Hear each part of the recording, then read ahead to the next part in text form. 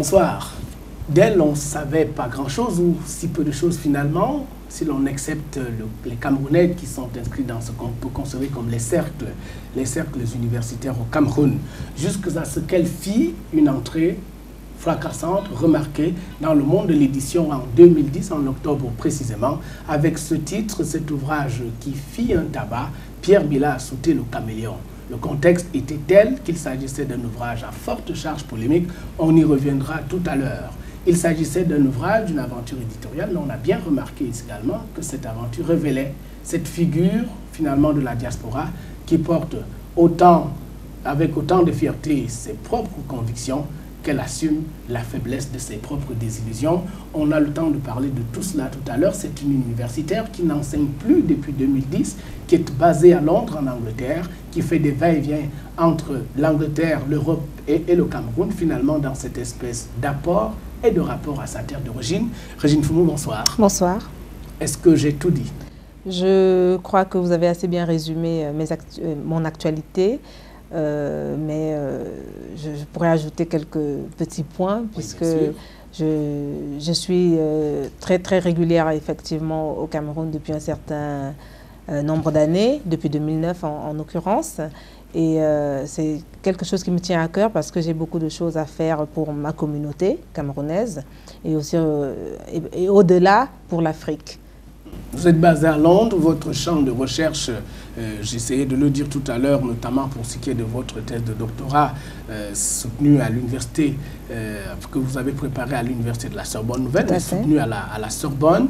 Elle a trait à la littérature anglaise du XVIIIe siècle et vous avez commis en particulier une étude du récit d'Equiano Olaudah, c'est un Nigérian, et vous dites que c'est une figure de l'histoire noire. Oui, tout à fait. C'est un personnage très intéressant que j'ai en fait rencontré, parce que je dis que c'était vraiment une rencontre qui a changé non seulement mon cursus universitaire, puisque au départ j'étais civilisationniste, et quand j'ai rencontré Equiano, en lisant son récit, j'ai décidé de m'engager vers une thèse de littérature anglaise. Et donc, je l'ai étudiée pendant 4 années et j'ai soutenu la thèse en 2001 où je parlais, en fait, je suis revenue sur son récit et également sur son parcours en tant que personnage qui a marqué le XVIIIe siècle anglais, non pas simplement pour la littérature, mais aussi parce qu'il a participé à l'abolition de l'esclavage. Et c'est quand même un ancien esclave qui a réussi à donner un discours devant la reine Charlotte, qui était la reine d'Angleterre à l'époque, pour dire à quel point les Noirs souffraient, à quel point il était important d'arriver à l'abolition. Malheureusement, il est mort avant de voir cette abolition. Et surtout, ce qui a été très important pour moi au moment où je le rencontre, c'était d'entendre ce discours d'un Africain dans l'adversité qui a compris qu'il ne pouvait mieux parler de lui que par lui-même. Il ne voulait pas laisser les Européens toujours s'exprimer pour lui. Donc, il a écrit son récit lui-même. Il n'a pas voulu que le récit soit retouché par des Européens, comme l'ont fait Kuguano Otoba avant, ou d'autres écrivains, parce qu'il n'était pas le seul ancien esclave à avoir écrit un récit à cette époque-là. C'est-à-dire, en vérité, vous avez été marqué par sa capacité à écrire les lignes de sa propre histoire sans en laisser le soin à d'autres qui autrement auraient pu la manipuler. Exactement. Mais au fond, est-ce que c'est la seule leçon que vous en tirez? Non, c'est un personnage très courageux qui a subi. Vous savez, l'esclavage, tout le monde sait ce que c'était. Il a subi l'esclavage, il a vécu dans des conditions atroces, il a été vendu plusieurs fois à divers maîtres, mais il n'a jamais abandonné. Donc, au-delà du fait qu'il a écrit son récit tout seul, parce qu'il avait compris qu'on pouvait mieux se servir que soi-même, c'est quand même quelqu'un qui est d'une exemplarité importante pour l'Afrique, pour les Africains, surtout dans le contexte actuel où, quand on vit dans un autre pays, puisque maintenant avec les migrations de plus en plus importantes, on se retrouve souvent dans des conditions où on ne sait pas comment réagir, mais on a besoin d'exemples comme ça pour se dire, ben voilà, si à cette époque-là, certains ont pu se battre, on n'a pas le droit d'abandonner. Vous connaissez la problématique que j'essayais de mettre en relief dans ce questionnement, c'est est-ce qu'il arrive que des études scientifiques se mêlent d'idéologie? Je pense que, de tout temps, je pense que oui. ça prend peut-être diverses formes, mais on en a besoin. On ne peut pas se contenter de mettre la science d'un côté, enfin, ou les études universitaires d'un côté et l'idéologie de l'autre. Parce que pour que la société avance, il faut justement combiner les deux. Je pense que c'est important dans ce sens-là. Alors, vous êtes basé à Londres, je l'ai dit, vous avez fondé une maison d'édition qui s'appelle Rema Publications. Tout à fait. On en dira un mot tout à l'heure, puisque vous avez fait paraître un récent ouvrage dont on relira quelques lignes. Mais au fond, pourquoi Londres? Pourquoi n'être pas venu au Cameroun? Vous qui aimez votre pays, vous qui voulez vous battre pour ce pays-là, vous qui croyez que vous avez des causes, et je le disais en introduction, pourquoi ne pas venir au Cameroun? Mais écoutez, je considère que je suis là, me voici d'ailleurs. Je reviens progressivement depuis 2009, puisque je passe en moyenne 2 ou 3 fois dans l'année, où j'ai des actions avec des organismes, on en parlera peut-être un peu plus tard, mais de manière définitive, c'est un peu compliqué, premièrement parce que je suis partie à l'âge de 13 ans, et que j'ai vécu toute ma vie là-bas, plus de la moitié de ma vie d'ailleurs, et que j'ai des enfants qui sont ghanéens, donc ça devient encore plus compliqué parce que je ne peux pas les porter, ils ont quand même un père ghanéen, mais ça n'empêche que je tiens ma patrie à cœur. Bon, je pourrais, aujourd'hui, en général, la femme suit le mari, hein, je pourrais aller aussi bien au Ghana, où il y a une démocratie qui marche, où il y a beaucoup de choses qui marchent, où c'est un petit pays, c'est vrai, par rapport au Cameroun, mais il y a des choses qui fonctionnent et qui vous donneraient d'ailleurs plus envie d'y aller que de venir au Cameroun, en tout cas à l'heure actuelle.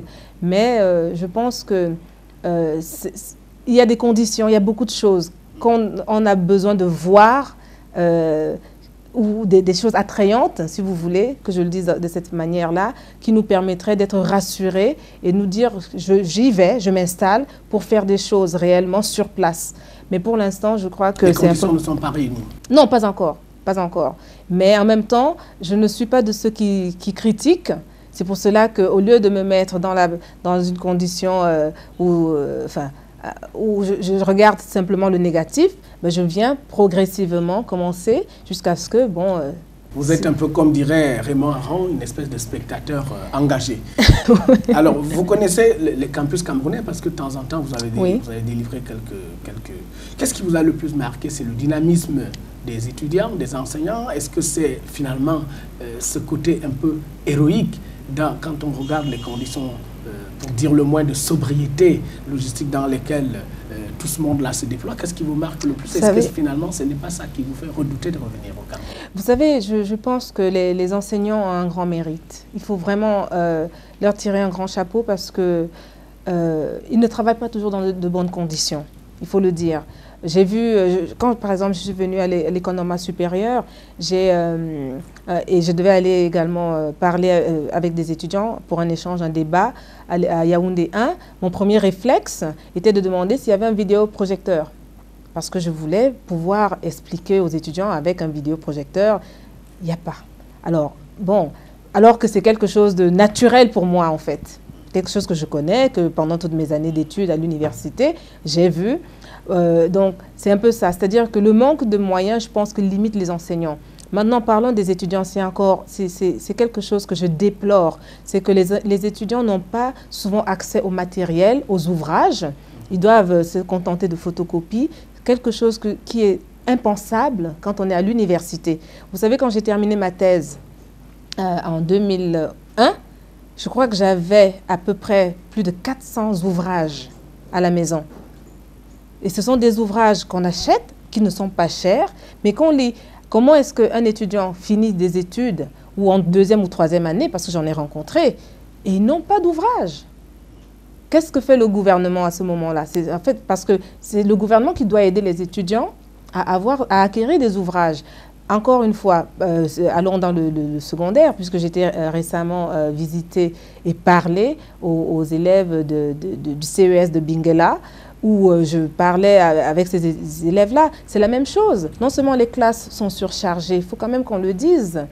L'enseignement, je pense que c'est quelque chose de très, très important parce que c'est là qu'on forme les futurs leaders de demain et on a besoin d'avoir des conditions où tout le monde est à l'aise. Les enseignants sont à l'aise parce qu'ils ont les moyens d'enseigner et de prodiguer leur savoir et que les étudiants puissent également recevoir de manière convenable et dans des conditions acceptables, mais aussi surtout, ces élèves-là, aujourd'hui j'entends au CES, la dernière fois j'y étais vendredi matin, les élèves dire qu'ils ne lisent pas.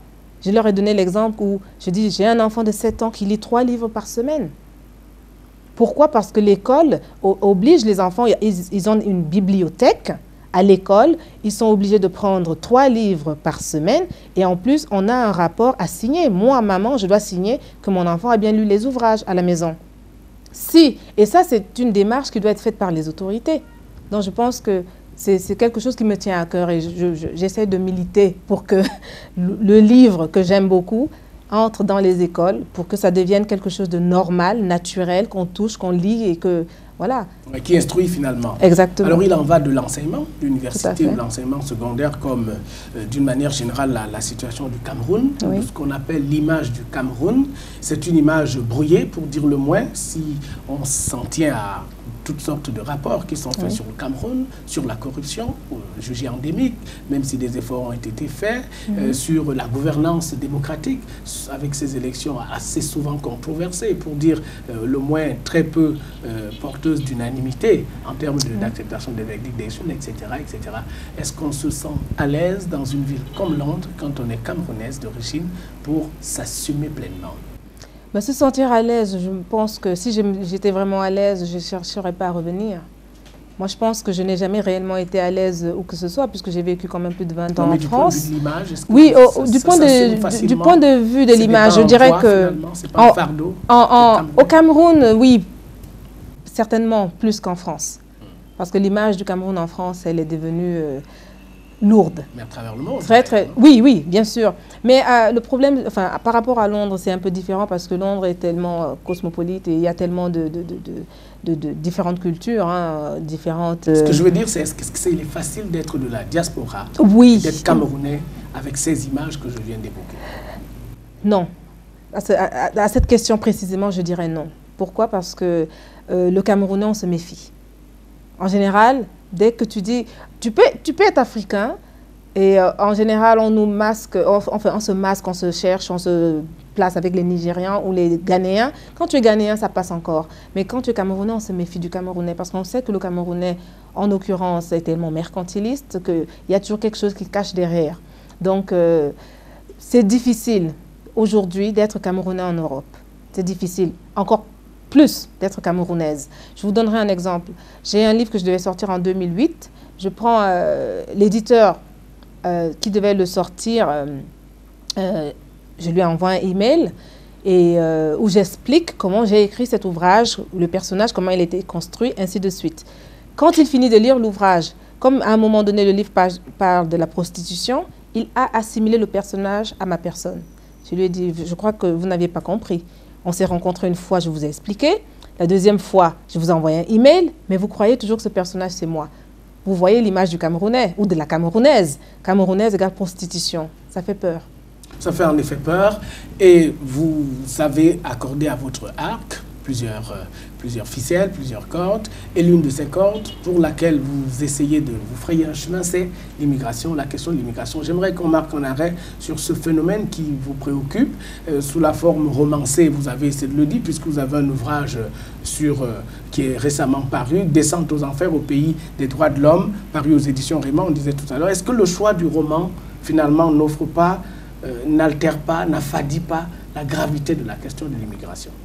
Non, je pense que le choix, puisque j'ai écrit un essai avant, j'aurais pu écrire un essai, le choix du roman, c'était simplement parce que une manière de fictionnaliser la réalité. Pourquoi? Parce que quand c'est fictionnalisé, en fait, les gens lisent, apprennent, mais même s'ils ont un sens critique à la fin, au moins, ils accèdent plus facilement. Et c'est quelque chose qui est facile et agréable à lire, plutôt qu'un essai où on a l'impression qu'on a un maître de conférence qui nous donne un cours. C'était un peu ça l'idée qu'il y avait derrière. Mais le message et tout ce que j'essaie de dénoncer reste, j'espère, assez fort. Donc ce n'était pas une manière de minimiser le message. C'était au contraire une manière de le faire véhiculer plus facilement. Alors, mais Descente aux enfers au pays des droits de l'homme, c'est quand même une association de mots à la résonance assez critique. Oui. Pourquoi Descente aux enfers? Pourquoi au pays des droits de l'homme? Oui.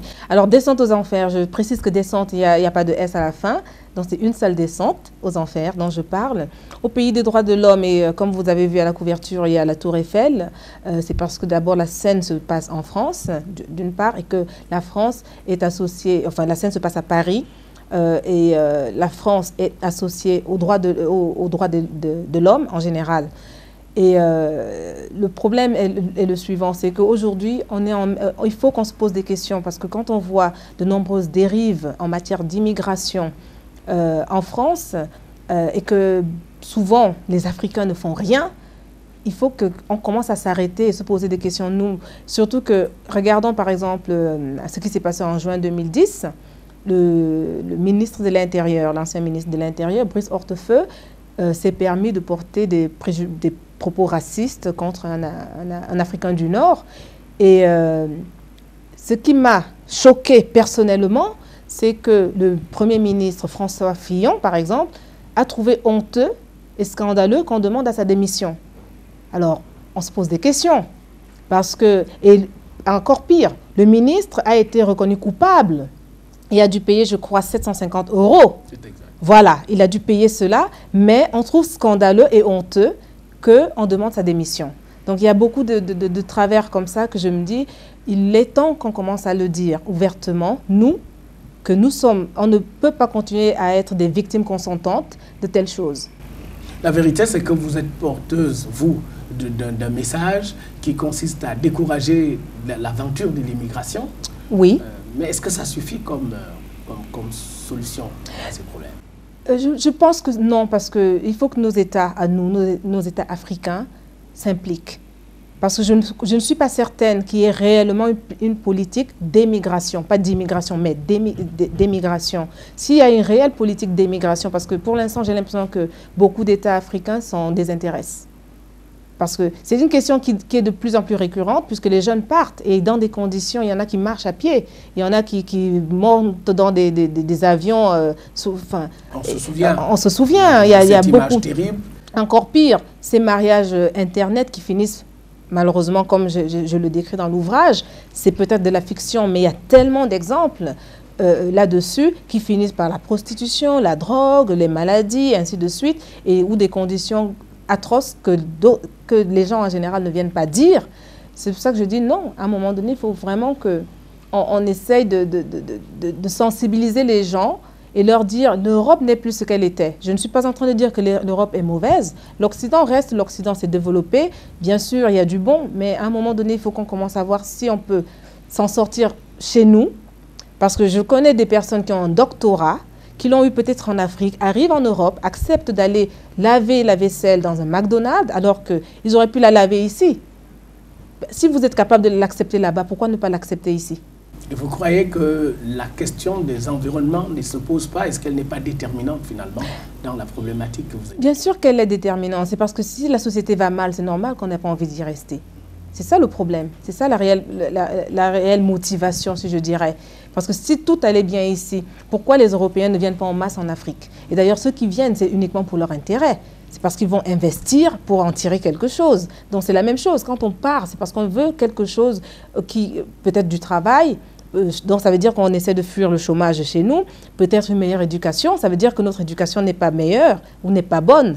Ou en tout cas, on ne la juge pas bonne. Donc ça veut dire que tout doit être d'abord, doit commencer par autour de nous.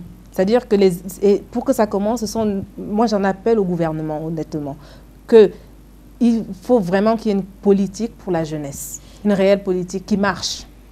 Vous parlez d'environnement, oui. J'en parlais tout à l'heure, mais c'est un environnement dont vous connaissez les caractéristiques, avec ses déficits, ses pénuries, ses drames, ses tragédies même.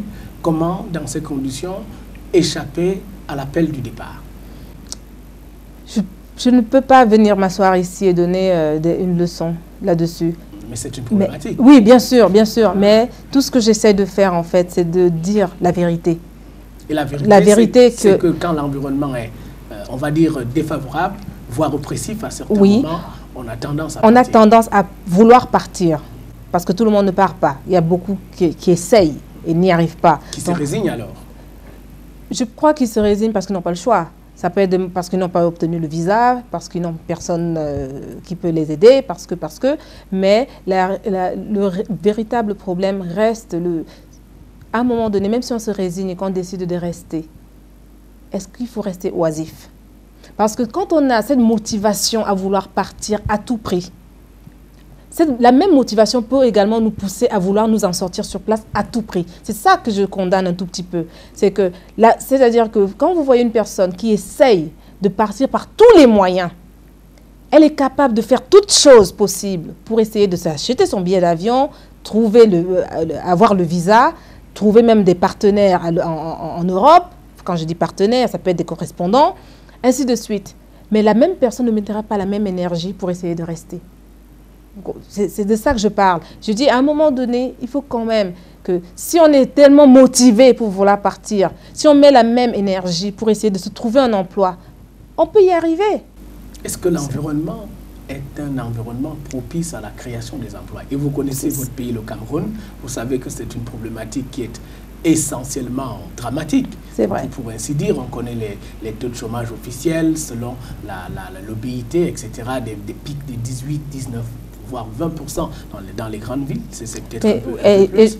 Et je vous dirais... Est-ce que dans cet environnement, on a envie vraiment de rester? Oui, mais le chiffre que vous venez de me donner, c'est le même chiffre dont on parle en Angleterre en ce moment. Alors dites-moi, comment un nouvel émigré arrive en Angleterre pourrait-il trouver un travail alors que l'Angleterre connaît des pics de chômage qu'ils n'ont pas connus depuis 40 ans, qui avoisinent à peu près le même taux que vous venez de donner? Voilà, c'est ça la réalité. Mais la réalité, c'est que si en Angleterre, on est prêt à tout.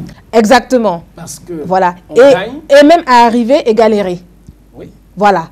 Alors, que ici, voilà, c'est ça voilà, c'est ça, exactement. On a tendance à occulter la question des responsabilités. C'est qui les responsables? Mais les responsables, je dirais que nous le sommes un peu tous.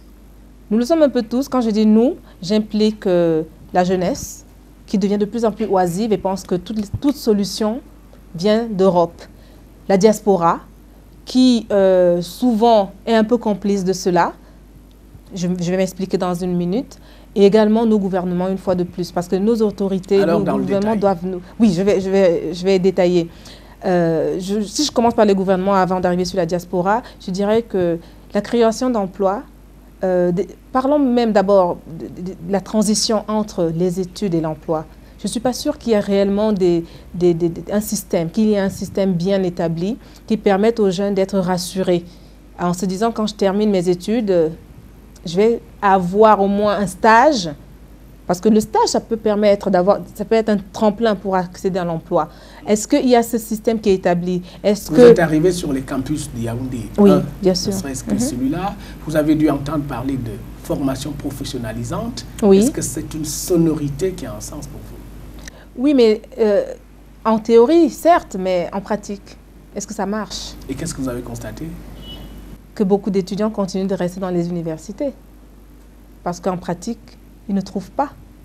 Et pourquoi est-ce qu'ils ne trouvent pas? Peut-être parce qu'il n'y a pas assez d'emplois. Et pourquoi est-ce qu'il n'y a pas de création d'emplois? Parce que peut-être qu'il n'y a pas assez d'investissements. Pourquoi il n'y a pas des investissements? Peut-être parce qu'aussi on n'arrive pas à faire confiance à nos autorités. Parce qu'il y a peut-être des charges lourdes, ainsi de suite. Donc ça veut dire qu'en fait, on peut continuer à monter de pourquoi en pourquoi. Mais à un moment donné, je pense qu'il faut peut-être qu'il y ait une ouverture, une véritable ouverture pour l'emploi des jeunes. Et aussi, ce qui est un peu déplorable, c'est que parfois, honnêtement, je ne connais pas l'âge de la retraite ici, au Cameroun. Tout dépend des corps, mais habituellement, voilà. Ça varie entre 65, 55 même, oui. et 65 ans. Oui, bon, 65, mais maintenant le taux d'élèves ou d'étudiants qui sortent des écoles, parce que je dis des écoles parce que certains ne vont pas forcément à l'université, et qui veulent entrer dans le marché de l'emploi, est-ce qu'il y a suffisamment de place pour eux chaque année pour qu'il y ait un renouvellement des effectifs? Parce qu'il y a des personnes qui, je pense, au-delà de 65 ans, continuent quand même d'exercer pour qu'il n'y ait pas suffisamment de place ouverte pour des nouveaux arrivants. Alors, vous aviez les deux autres pôles de responsabilité. Oui, la deuxième dont je vais parler, c'est la diaspora, nous, que je représente en venant parler ici. Je dirais qu'il y a un proverbe ou un dicton qui dit « Donne-moi un poisson enfin, donne-moi quelque chose à manger, je mangerai, ou donne-moi... Oui. Voilà. Plutôt apprendre à pêcher. Oui, voilà, apprendre à pêcher qu'à donner du poisson. Voilà, c'est exactement, je ne connaissais pas très bien. Voilà, c'est un peu ça. Aujourd'hui, je connais des gens qui passent chaque fin du mois à envoyer un Western Union à leur famille. Moi, je dis non. Fais un effort, donne-leur de l'argent, qu'ils investissent une fois pour qu'ils soient occupés, plutôt que de les nourrir chaque fin du mois. C'est pour ça que je dis qu'on est un peu responsable. Parce qu'en même temps, en fait, on les tient en haleine. Et c'est comme ça qu'on a un certain pouvoir sur eux. Le jour où tu ne donnes pas, ils ne savent plus où aller, ils ne savent plus quoi faire. Et le problème, c'est qu'eux, ils ne savent pas pourquoi tu n'as pas été capable de donner non plus. Donne-leur quelque chose, à la limite, si tu veux vraiment aider. Ça permet non seulement que tu investisses dans le pays, parce que tu peux aider à la création d'un emploi, plutôt que de les nourrir chaque fin du mois. Et ça encourage également le fait d'attendre que chaque fin du mois, tu vas leur donner 100 ou 30 euros même. La personne devient oisive. Donc, tu encourages la jeune personne ou la famille ou certaines personnes qui peuvent décider d'aller faire quelque chose à se dire de toute façon, moi j'ai mon petit salaire qui arrive, je n'ai pas besoin de me bouger. Et donc la dernière catégorie des responsables? C'était les jeunes, encore une fois. Eux-mêmes, et vous venez d'ailleurs d'en donner la démonstration. Voilà, c'était ça. L'attentisme? L'attentisme, l'oisiveté qui est devenue caractérielle, je dirais. C'est-à-dire que tant que je ne pars pas en Europe, je ne peux rien faire. Voilà. Ça veut dire qu'on c'est un imaginaire qui s'est construit au fil des années. Oui, bien sûr, bien sûr. Est-ce qu'ils en sont vraiment responsables? Ils ne sont pas responsables de cela. Encore une fois, là, je reviens encore à la diaspora qui, pendant de longues années, venait avec des grands sacs faire miroiter des choses qui ne sont pas souvent vraies. Parce que le problème est le suivant, c'est que vous connaissez, il y a certaines personnes qui partent en Europe, font 10 ans avant de revenir. Et vont vous dire que tout va bien. Si vraiment tu pars pendant 10 ans, tu es incapable de venir, il faut que tu dises pourquoi tu es incapable de venir. Peut-être parce que tu n'as même pas assez pour payer le billet d'avion. Ça arrive. Je vous propose, comme cette tradition, l'unique pause de cette édition. Et je vous retrouve dans les toutes petites secondes qui suivent. À tout de suite. Régine Foumou, on en reste à ces questions d'immigration. Vous en avez fait le réquisitoire tout à l'heure, en établissant les responsabilités à divers niveaux, mais on peut s'intéresser aussi aux diverses mesures qui sont souvent appliquées par les États du Nord. On connaît par exemple en France la question de cette immigration contrôlée, avec ces statistiques parfois affolantes, avec des mécanismes de restriction souvent draconiennes, avec la charge symbolique de ces reconductions aux frontières et surtout de ces retours forcés. Image, est-ce qu'on doit se contenter d'être compréhensif, de se montrer compréhensif vis-à-vis des États du Nord? Compréhensif, je dirais que ce serait aussi exagéré, puisque s'ils sont amenés à prendre de telles mesures, c'est aussi face à un constat, et aussi peut-être c'est aussi le résultat d'un mal-être d'une société qui ne va pas aussi bien. Pourquoi est-ce qu'à un moment donné, des pays du Nord, notamment la France, accueillaient à bras ouverts les immigrés, et qu'aujourd'hui, il dit on ne peut pas. S'ils le disent, c'est qu'effectivement, ils n'ont peut-être pas les moyens de cette politique. Donc, c'est peut-être dans ce sens-là qu'on doit être compréhensif, en disant, s'ils n'y arrivent plus, ils l'expriment. Maintenant, c'est la façon de l'exprimer peut-être sur laquelle je dirais non, je ne peux pas être compréhensive. Quand je vois la manière dont certains sont déportés, non, là, je parle vraiment des droits de l'homme. Ou alors qu'à un moment donné, la France voulait instituer des tests ADN en matière d'immigration. Je dis non, là, encore une fois, les droits de l'homme. Il faut vraiment tirer la sonnette d'alarme.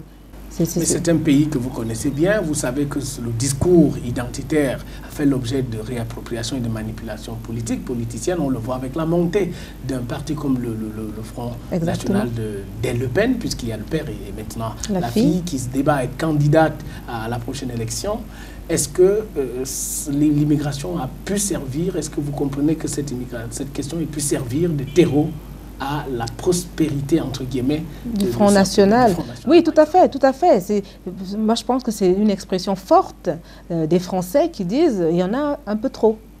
il faut quand même qu'on le prenne en compte. Ils disent qu'il y a peut-être un peu trop d'immigrés et que malheureusement... Mais ils ne sont pas responsables des malheurs du monde, voilà. Pour reprendre une expression qui a... Exactement, exactement. Mais malheureusement, vous savez, quand ça va mal, on a tendance à accuser l'autre. Donc c'est ce qui se passe aujourd'hui. Puisque les Français se sentent mal chez eux et que le chômage est aussi en augmentation depuis un certain nombre d'années, quand ils ne trouvent pas du travail, ben, ils accusent les immigrés. Donc, je pense que, oui, il faut qu'on tienne vraiment compte de cela, que ce n'est plus aussi ouvert au niveau du travail, au niveau même de la société, au niveau de la santé. Les choses ne sont plus aussi données qu'elles étaient par le passé. Et vous qui connaissez cette scène politique française-là, pour y avoir vécu naturellement, est-ce que vous comprenez qu'on ait pu accuser des milieux de droite, notamment l'UMP, par exemple, de Nicolas Sarkozy, d'avoir, à un moment donné, essayé de monter les enchères pour récupérer éventuellement une partie de l'électorat lepéniste? Je pense que c'est un jeu politique qui est tout à fait normal à un moment donné, à partir du moment où il a compris, par exemple, qu'il y avait un certain nombre de Français qui en ont assez et qui ont tendance à accuser les immigrés. Je pense qu'il avait plutôt intérêt pour lui, pour son bénéfice, pour son élection, à aller jouer sur ce terrain-là. Et notamment après ce qu'on a considéré comme le séisme de 2002 avec cette... Voilà, Lionel Jospin qui avait été mis de côté et Jean-Marie Le Pen face à Jacques Chirac. Se ressaisisse dans et je pense que c'est à ce moment-là, notamment, que beaucoup d'Africains comme moi ont compris que la question identitaire en France était essentielle et que les Français aspirent dorénavant à une France française, tout à fait, parce qu'il ne faut pas oublier qu'un bon nombre, voire peut-être un tiers ou un quart de Français sont d'origine étrangère. Et parmi les plus illustres d'entre eux aux affaires. Quoi qu'il en soit, les diasporas camerounaises sont bien établies, elles sont ici et là, elles sont constituées des profils les plus bigarrés, des fonctionnaires internationaux, des opérateurs et spécialistes en divers domaines et travaillant dans divers horizons, des activistes politiques aussi, etc. etc. Et c'est d'ailleurs dans cette dernière catégorie que vous avez essayé de camper un personnage politique tout à l'heure, Pierre Mila Assouté. Pourquoi d'abord avoir essayé de travailler sur simplement une figure politique comme celle-là? Oui, alors en fait j'avais choisi ce personnage tout simplement parce que j'ai eu à travailler avec lui en traduisant un de ses ouvrages au moment où il disait monter son parti, le RDMC, pour venir se présenter à l'élection camerounaise qui a eu lieu en 2011, en effet. Et c'est un personnage qui m'a un peu intriguée parce que j'ai constaté qu'entre ses discours et la réalité, c'était vraiment deux mondes. Et je vous le dis, je l'ai approché, j'ai eu à parler avec lui. On l'a lu dans l'ouvrage et vous savez la polémique qui s'en est suivie. Bien sûr. Mais d'une manière générale, est-ce que la petite taxinomie à laquelle je viens de me livrer sur les figures de la diaspora, est-ce qu'elle vous convient? Mais écoutez, je pense... Les fonctionnaires à l'international, les lobbyistes... Oui, mais je pense que beaucoup font honnêtement et très bien leur travail et sont même des personnes ressources que notre pays devrait utiliser justement peut-être pour améliorer l'image qui est déjà si ternie en Occident, donc l'image du Cameroun bien sûr, mais malheureusement, ceux qui font le plus de bruit, ce sont ceux qui ne devraient pas. C'est pour cela que j'ai dépeint ce personnage-là en disant qui envoyait des courriers au ministère des Affaires étrangères, ainsi de suite, sachant très bien que beaucoup de ce qu'il disait ne représentait pas. Il y en a d'autres dans voilà. Dans la même posture. C'est comme je suis en train de dire, c'est que ceux qui font le plus parler d'eux, en fait, en Occident, c'est ceux qui devraient justement se taire. Alors, ils contribuent de toute façon dans leur apport et dans leur rapport à leur terroir d'origine. Ils entretiennent des liens dont certains sont essentiellement constitués des flux financiers. Vous avez commencé à en parler tout à l'heure, des études, des chiffres à la clé, notamment pour ce qui est de cette immigration, font un certain nombre de constats. Par exemple, que les flux financiers qui s'établissent à travers ces transferts ont été à un certain moment plus importants que l'aide publique au développement, dévancée juste un peu par les flux d'investissement direct étrangers. Est-ce que vous en êtes conscient? Oui, puisque en 2010, par exemple, la Banque mondiale a bien établi un rapport que les transferts d'argent partis de l'Europe, enfin en tout cas de l'Occident, vers les pays d'Afrique était établi à 21,5 milliards de dollars américains. C'est beaucoup d'argent. Beaucoup. Le Nigeria seul, je crois, avait à peu près 9 à 10 milliards rien qu'en 2010. Vous imaginez tout ce que ça peut faire dans le développement du pays. Mais maintenant, est-ce que cet argent-là va vraiment pour l'investissement du pays ou c'est pour nourrir? Et c'est la grande question, est-ce que cet argent-là est de nature à inciter un véritable développement de ces pays, là où se trouvent les bénéficiaires des flux? Justement, c'est ça que je parlais tout à l'heure en disant que si cet argent était utilisé à bon escient, je pense que beaucoup de choses seraient faites. Bon escient pour vous, ce serait à bon escient, c'est-à-dire ce n'est pas de l'argent pour nourrir individuellement des personnes, mais de l'argent pour investir réellement dans le pays, on avancerait. La scène politique, on en a dit un peu en creux un certain mot tout à l'heure, et je voudrais qu'on y reste pour dire un petit mot.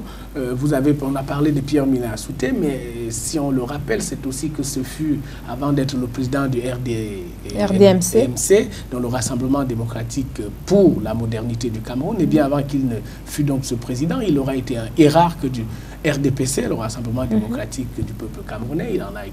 Il a été député quelque temps avant. Oui. Il a été porteur avec d'autres d'un courant qui avait la prétention de moderniser l'appareil du RDPC.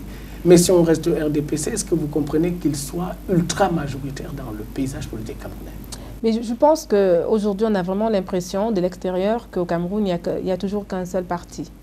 Parce que j'ai suivi avec intérêt les élections et je n'ai pas eu l'impression d'avoir vu d'autres partis émerger, en fait. Et c'est un peu dommage, parce que quand on parle de démocratie, on a justement besoin d'un débat d'idées, un débat de politique et un débat qui permet justement l'avancement des structures, des infrastructures et aussi de la société. Mais je sais que le RDPC est certainement majoritaire, mais je pense qu'il y a quand même d'autres partis. Et pourquoi est-ce que, avec par exemple les élections qui viennent de passer, j'ai suivi, il y avait une dame, Madame Kawala, pardon, excusez-moi, honnêtement, je ne connais même pas le nom du parti pour vous dire à quel point ils sont éteints. Voilà, c'est ça. Je sais qu'il y a eu du PC, ou je sais, vraiment, on n'arrive même pas à retenir. La question est, est-ce que vous pouvez expliquer cette espèce de retour quasi inattendu vers ce qu'on appelle le parti unique de fait? Mais je pense... C'est dû à quoi? Il y a d'une part, est-ce que je ne pourrais pas réellement l'expliquer étant de l'extérieur, parce que je ne vis pas les réalités quotidiennes, et comme je le dis... Vous les suivez? Oui, je les suis. Je lis pratiquement quotidiennement les journaux en ligne sur le Cameroun, puisque quand vous êtes là, qu'est-ce que vous entendez, vous? Est-ce que vous entendez... Oui, j'entends la frustration des compatriotes, je l'entends. C'est-à-dire que, voilà, qui disent que bon, les autres n'émergent pas, ou les autres ne font rien, ou alors ils abandonnent en cours de route. Ils abandonnent. Voilà, c'est un peu ça. Mais pourquoi est-ce qu'ils abandonnent? Est-ce faute de moyens? Je parle de moyens financiers, parce que pour se faire connaître, pour que ton parti émerge, peut-être que tu as besoin de moyens financiers. Est-ce faute de politique aussi? Parce que ça peut être également ça. C'est-à-dire l'environnement dans lequel les forces s'organisent. Voilà, exactement. Voilà, c'est-à-dire que tu ne te sens pas suffisamment fort pour te maintenir et essayer de sortir au milieu du RDPC et d'autres, bien sûr. Est-ce que ce n'est pas un peu tout ça? Est-ce que ce n'est pas aussi, laisser aller? Parce que je pense qu'il y a un grand laisser-aller au niveau de la politique camerounaise et des politiques camerounais. Je dirais il y a un grand laisser-aller où chacun essaie de trouver sa place et quand il est dans cette place-là, on se contente de cette place-là et puis voilà. Donc je ne sais pas, je ne pourrais pas donner de réponse. Est-ce que quand même vous avez fait attention à l'âge de ceux qui tiennent les partis politiques? Oui, bien sûr, et ça fait peur. Que la jeunesse camerounaise Justement, j'en parlais tout à l'heure quand je parlais de l'emploi et que je disais je ne savais pas. Je faisais un tout petit peu aussi allusion à cela. Moi, je dis ça fait peur. Parce que quand vous regardez l'Europe, regardez en Angleterre, le Premier ministre, il a quel âge? Regardez en France, le président, il a quel âge? Regardez aux États-Unis. Bon, ce sont des exemples. On peut partir un peu plus loin, ça ne s'applique pas qu'ici. Regardez ce qui se passe en Côte d'Ivoire, où la Constitution a autorisé le président à se représenter. Bon, l'Afrique va où là? Il faut vraiment qu'on se pose la question. Quel est le problème? Mais le problème, c'est que, vous savez... Est-ce que les scènes politiques africaines, camerounaises partant, ne sont pas de nature à favoriser le renouvellement des élites dirigeantes? Non, moi je pense que les élites dirigeantes, déjà, quand le travail, si vous faites une politique où... j'ai l'impression, personnellement d'abord, qu'on n'a pas un après. Vous savez? C'est-à-dire que quand je suis en poste, si je prépare mon après, c'est-à-dire après mon poste, regardez ce qui s'est passé au Ghana. Je vous donne l'exemple du Ghana que je connais assez bien. Le président Rawlings aujourd'hui travaille bien avec Atta Mills. Oui. Voilà. Et le président, l'ancien président John Kufuor travaille aussi avec Atta Mills. Regardez, pourquoi? Parce qu'ils ont mis en place une structure qui permet que le président puisse, il ne meurt pas. Il doit continuer à contribuer pour la nation. En tant que recours. En tant que recours, exactement. Et ça n'empêche absolument rien, et ça n'empêche pas le président en place de travailler et être souverain en tant que président de la nation. Mais ce qui se passe, par exemple, au Cameroun, c'est que si le président n'est plus là, qu'est-ce qu'il y a après? La seule chose que j'entends dire les Camerounais, c'est qu'après, c'est la prison ou autre. Moi, je trouve ça, c'est dommage. Il faut qu'on prépare un après pour toute chose. C'est ça qui permettra aux gens de quitter des postes pour aller s'occuper, voilà, serein, que quand je quitte mon poste, je ne finirai pas en prison. Parce que c'est ça qu'on entend tous les gens dire. Moi, j'écoute la rue, hein, parce que je vous dis, depuis 2009, je viens, je discute, je vais dans les milieux estudiantins. Donc, ce sont des jeunes quand même qui attendent d'entrer dans le monde du travail. Et quand ils ont l'impression que tout le monde, tous les dirigeants, après leur poste, doivent tous aller en prison, ça fait peur. C'est pas possible. Et quelle est l'image qu'on leur donne? Ça veut dire que moi aussi, quand je pourrais accéder à un poste, vous voyez, c'est un peu un cercle vicieux. Donc, pourquoi vous voulez que j'essaye de m'adonner ou que j'essaye d'évoluer sur place? Autant que j'aille voir ailleurs, ou au moins, j'aurai la certitude que je ferai mon petit travail, ainsi de suite. Je pense qu'il faut vraiment faire très attention. Vous parlez du Ghana, un pays que vous évoquez pour toutes sortes de raisons. Mais j'insiste sur le Ghana parce que c'est le pays qui a accueilli la toute première visite du président Barack Obama, où il a fait cette déclaration: l'Afrique a plus besoin d'institutions fortes que d'hommes forts. C'est ça. C'est une interpellation qui a une résonance particulière pour le Cameroun, peut-être? Bien sûr, mais c'est de ça qu'on parle là. Oui, mais pour le Cameroun, ça veut dire quoi? Les institutions fortes, c'est ça. Il faut que vraiment toutes les conditions soient réunies pour que chacun puisse se sentir serein pour faire sa tâche. Et qu'on n'est plus, je l'invoquais il y a un instant, le mercantilisme va de la...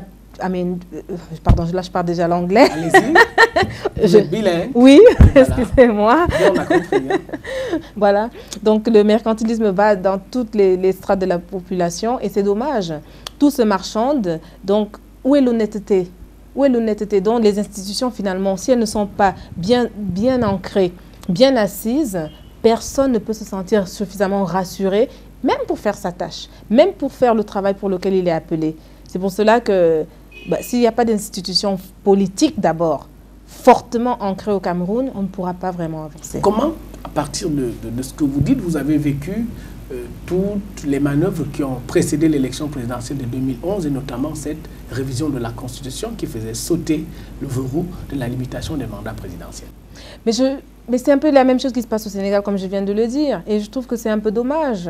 Pour la scène politique, on a besoin d'un changement. On a réellement besoin d'un changement. Pour que... Vous voyez, il y a des personnes qui ont 30 ans aujourd'hui qui n'auront connu qu'un seul président. Je trouve que c'est un peu dommage. Je ne dis pas qu'il ne fait pas du bon travail. J'étais ici la première fois en 1994. J'ai vu, je peux donner l'exemple, hein, je vois le développement, je vois. Il y a des avancées. Mais on a quand même besoin d'un changement d'effectifs. On a besoin d'un changement. Il faut que ça tourne. D'une certaine alternance? Une alternance politique qui peut être d'abord importante, d'une part. Ou alors simplement un changement. On a besoin de têtes nouvelles. Il y a toujours les mêmes personnes. Moi, je dis non. Et à un moment donné, on a besoin de voir d'autres personnes parce que d'autres personnes viennent avec des idées nouvelles. D'autres personnes viennent aussi avec un vent nouveau, vous savez, un vent nouveau. On a besoin de cela. Mais je ne dis pas que le gouvernement en place ne fait pas. son travail. Ce que j'essaie de dire, c'est qu'on a besoin de personnes nouvelles, mais le gouvernement fait peut-être sa part, mais le peuple a aussi une grande responsabilité dans tout cela. Ce serait quoi les déclinaisons de cette responsabilité du peuple? Le peuple a besoin d'être responsable à son niveau. Parce que quand vous regardez, je vous donne un exemple. Le président ne travaille pas seul. Il travaille avec des ministres. Les ministres travaillent avec des directeurs, ainsi de suite. Mais maintenant, est-ce que tout le monde, à son niveau, fait exactement ce qu'il doit faire? Quand vous arrivez quelque part, moi, je ne fais pas les affaires, mais je l'entends, j'ai des frères et des personnes qui font des marchés. Tu fais ton marché. Pour que tu sois payé, tu dois d'abord donner un pot de vin? Est-ce que c'est ton travail, ça? C'est de ça qu'il s'agit. Quand tu as fait ton travail correctement, si la personne doit être payée, qu'on la paye. Point à la ligne. Il n'est pas normal de donner un pot de vin pour le travail pour lequel tu as travaillé. C'est ça. C'est pour ça que je dis souvent, et je crois que c'est ce que j'ai eu comme critique concernant le livre Pierre Mila Souté Le Camion. J'ai dit, je suis désolée, vous ne pouvez pas espérer. Le président nomme des personnes, nomme des ministres nomment des personnes. Chacun doit travailler à son niveau et faire exactement le travail qu'il est appelé à faire. Ne pas déborder. Et malheureusement, c'est ça le problème du Cameroun. Comme tout est marchandé, donc ça commence par le plus petit en bas, qui va d'abord te marchander avant que tu rencontres le directeur, donc tu dois le payer. Je suis désolée, on n'avancera jamais. Et c'est plus facile de dire que le président ne fait pas son travail. Mais lui ne peut pas aller voir le directeur ou le premier employé qui est en bas, qui ne fait pas son travail. C'est lui le premier responsable. Oui, mais c'est lui le premier responsable. Mais au départ, le problème, c'est qu'il fait confiance à un ministre qui fait confiance à une autre personne, et ainsi de suite. Donc, c'est pour ça que je dis que c'est la société entière qui doit changer. Alors, vous parliez tout à l'heure de la responsabilité du peuple, oui, des populations, mais une manière d'exercer cette responsabilité, c'est d'aller effectivement aux élections. Or, sur 2 décennies, deux ou 3 générations d'élections au Cameroun, on s'est rendu compte d'un phénomène assez triste. C'est celui de ce qu'on peut considérer comme un relâchement civique avec ces 2 composantes. D'une part, des gens qui hésitent à aller s'inscrire sur des listes électorales. Deuxièmement, celles des personnes qui sont même inscrites sur les listes électorales qui, le jour du vote, décident de ne pas aller voter. Est-ce que c'est une tendance qui, de votre point de vue, est significative? Oui, bien sûr, c'est très significatif. C'est une façon de dire qu'on ne se sent pas impliqué. Je ne me sens pas impliquée parce que c'est ce qui se passe. Et c'est un peu dommage. Et je crois que dans le livre Pierre Mila Souté Le Caméléon, je le dis à la fin, qu'il est important que la jeunesse, parce que c'est un livre que j'adresse à la jeunesse camerounaise encore une fois, où je dis, quand vous donnez votre vote à quelqu'un, vous êtes en droit de lui demander des comptes. Vous êtes en droit parce que vous lui faites confiance. Vous dites, c'est toi que je choisis. Et comme je te choisis, ben je suis à même de m'attendre à quelque chose de toi. Ben sinon, tu aurais choisi quelqu'un d'autre. Donc, et c'est très important de voter. Moi, j'appelle au vote, plutôt que de s'abstenir, parce qu'en ne t'exprimant pas, justement, tu laisses faire. C'est de ça que je parlais encore une fois, le laisser faire, au laisser faire. À force de laisser faire, ben, rien ne sera jamais fait. Vaut mieux voter que de ne pas voter. Au moins, tu exprimes ta voix clairement. Et quand tu exprimes ta voix clairement, tu es à même de demander des explications quand tu ne comprends pas. Tu es à même de... Oui, je sais que ici c'est très difficile. C'est pour ça que... C'est pas ce que j'ai dit. Hein. non, je sais que c'est un peu difficile. Parce que je vous donne un exemple tout récent. Hein. Je suis arrivée, je pourrais vivre à l'hôtel, mais je ne vis pas à l'hôtel. J'ai vécu pendant... à la maison, on est resté 3 jours sans eau. J'ai dit, mais c'est pas incroyable. Et vous allez payer une facture? J'ai dit, non, mais vous devez revendiquer. Vous voyez? Pourquoi? Parce que si vous payez pour un service, vous êtes à même de vous attendre à un service normal. Voilà. Ou alors j'ai payé pour une compagnie de téléphonie pour avoir Internet. Pendant 2 jours, je n'ai pas reçu. J'ai dit, donnez-moi leur numéro. Moi, je vais demander un remboursement.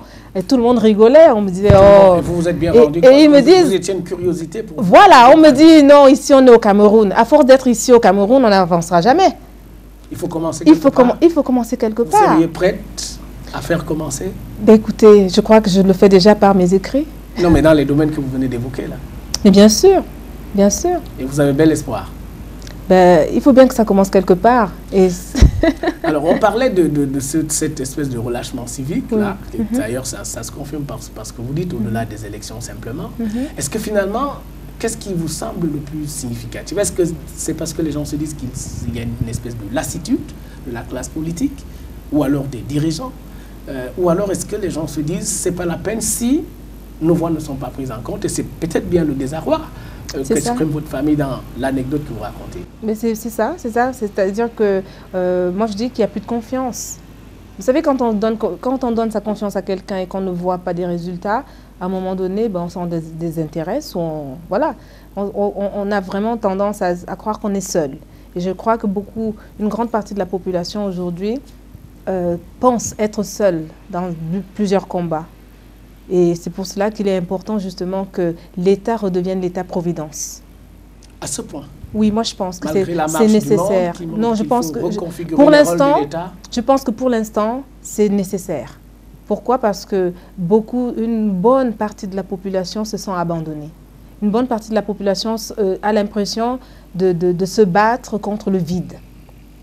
Donc, à un moment donné, je pense que c'est nécessaire. Je ne dis pas que ce soit quelque chose qui doit prendre des années, mais à un moment donné, vous savez, c'est comme un enfant. Hein. Si un enfant est totalement abandonné à lui-même, il va finir dans la rue. À un moment, il a besoin que quelqu'un le tienne par la main et dise « Attends, j'ai vu ton désarroi, je vais t'aider. » Au moins te donner ce petit coup de pouce dont tu as besoin pour continuer.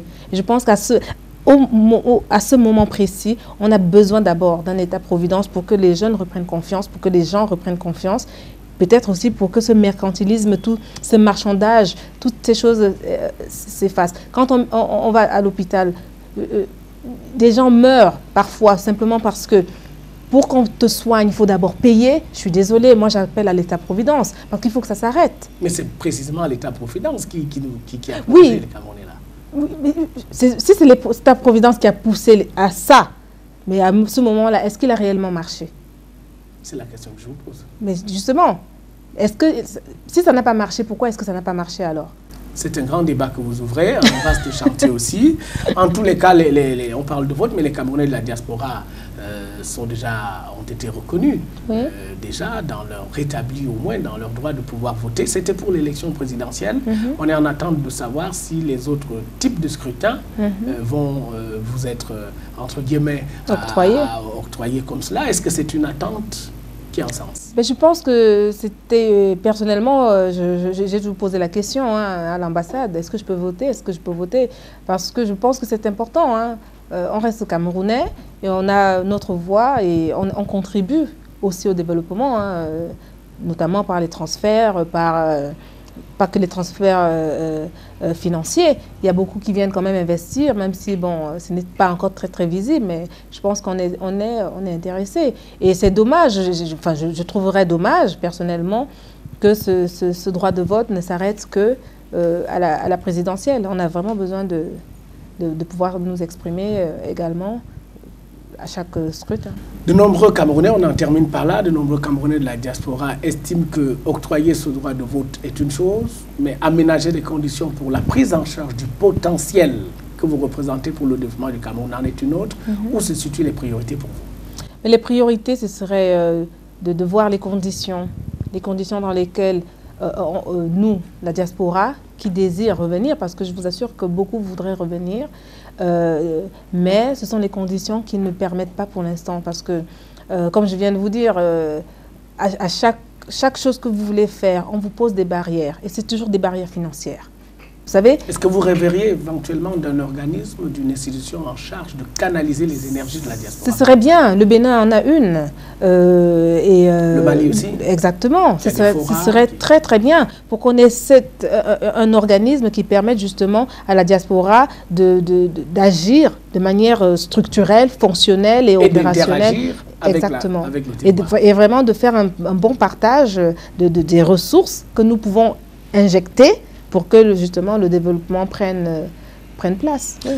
Régine Foumou, merci d'avoir accepté notre invitation. Merci. Je dois signaler que vous êtes assez prise, assez occupée, busy comme on dit dans la langue de Shakespeare, n'est-ce pas? Je signale la parution récente de votre ouvrage que j'évoquais tout à l'heure, Descente aux enfers, au pays des droits de l'homme, où vous évoquez la problématique de l'immigration. Vous essayez d'en donner quelques repères, avec une version anglaise, comme vous le dites, mais vous n'avez pas suffisamment insisté là-dessus. Vous travaillez beaucoup dans le cadre des initiatives locales, ici au Cameroun, de lutte contre la malaria, donc le paludisme, et vous avez fait écrire cet ouvrage, Rainbow Book, Diversity Told by Children, donc c'est écrit par des enfants, et vous dites que les bénéfices... Oui, c'est un livre que j'ai écrit, enfin je ne l'ai pas écrit, j'ai dirigé, j'ai fait écrire par des enfants de diverses écoles à Londres, et tous les bénéfices toutes les ventes de l'ouvrage en fait sont reversées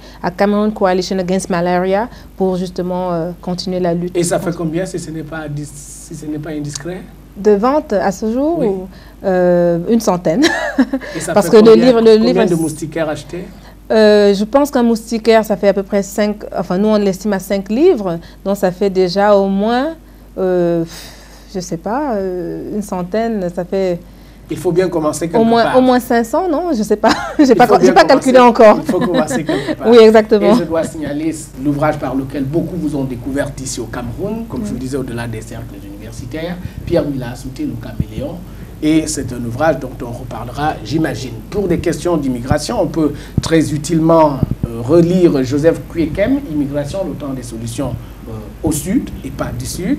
Et puis cet ouvrage devenu classique, dirigé par monsieur le professeur Jean-Emmanuel Pondi, Immigration et diaspora, un regard africain. Mesdames et messieurs, merci de continuer de nous honorer de votre soutien. Merci de nous avoir suivis. Donnons-nous rendez-vous dans les délais que vous connaissez. Et d'ici là, je vous souhaite le meilleur sur votre chaîne.